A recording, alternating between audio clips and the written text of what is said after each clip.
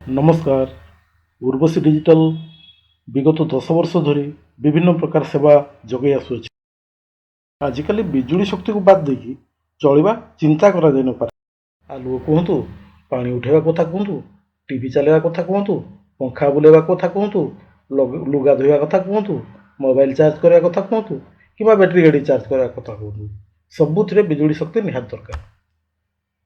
चाहिदा बढ़िबा द्वारा बिजुलीर दर बढ़िया सहित अघोषित पावर काट मध्य बढ़ी चलछि। आज खाउता बेले लाइन गलानी तो काली क्रिकेट मैच बेले गलानी तो परदिन परीक्षा समय लाइन नाही। एइथिपाई प्राय घरे घरे इन्भर्टर व्यवहार करेनि।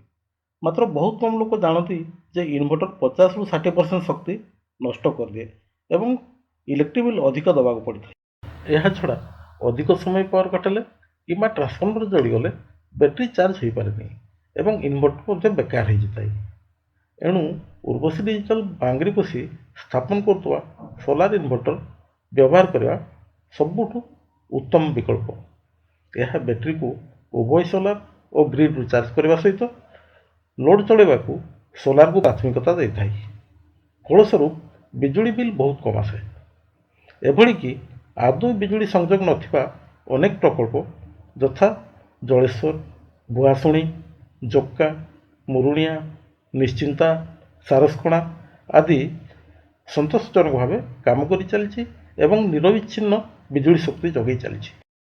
आम जानिले जे सोलार सिस्टम व्यवहार करी आम बिजुली बिल को बहुत कम कर पारि। यह छड़ा टाटा पावर सप्लाई उपरे सब निर्भर कराया पड़ न था।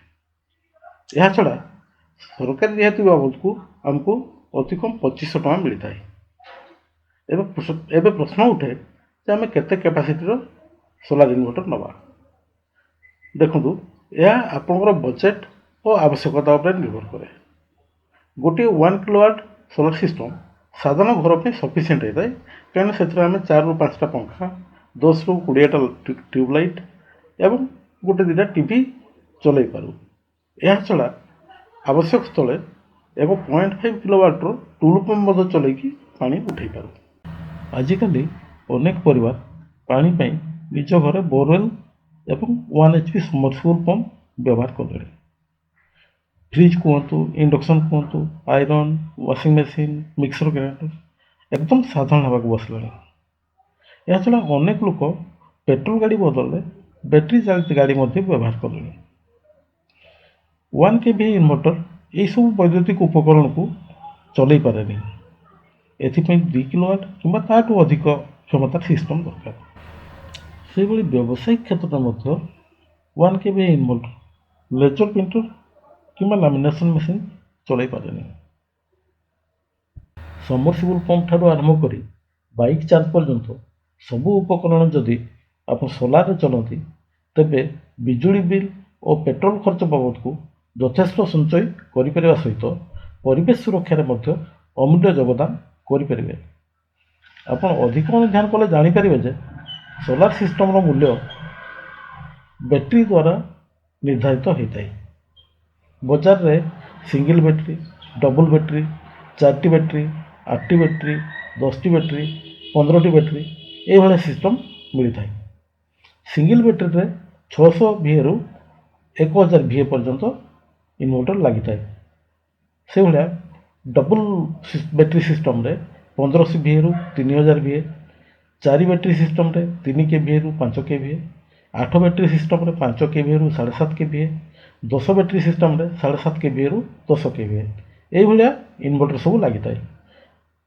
सब बेले कौन सी बैटेरी रेंजर सर्वाधिक केवीए थिबा सर्वाधिक केवीए थिबा इन्वर्टर नवा उचित। यह कारण जदि आपनकर बजेट कम अच्छी प्रथम आप कम सोलार पैनल नियंतु एवं परवर्ती मुहूर्त में सोलार पैनल संख्या बढ़ाई दिंतु। किंतु बेले कैपेसिटी कम नहीं गले ताकू बढ़े आउ पारिबेनी। सोलार सिस्टम बाछिला बेले आउ दुईटी जिनिस प्रति ध्यान देवे। प्रथमटी है सोलार पैनल कैपेसिटी।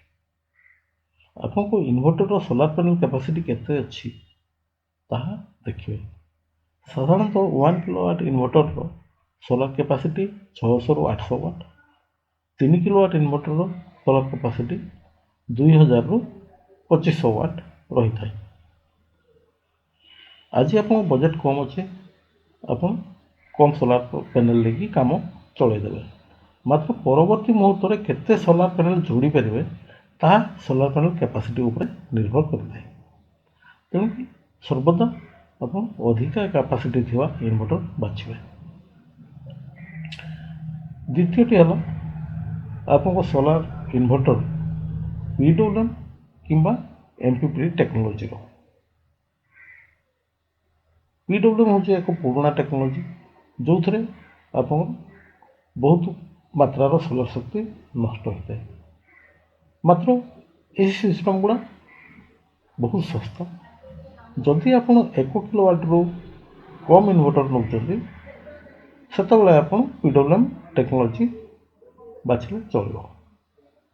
मात्र जो 1 किलोवाट रु अधिका 2 kilowatt 3 kilowatt 5 kilowatt solar system नौकरी से सब MPPT टेक्नोलोजी बाछा वांछनीय। MPPT टेक्नोलोजी रे PWM तुलन में 30% अधिका सौर शक्ति पाई। सोलार सिस्टम नाला बेले इन्वर्टर केमती बाछिबा आमे जानले बर्तमान बैटरी कथा आलोचना करा। सोलार सिस्टम रे साधारणतः C10 बैटरी लगे।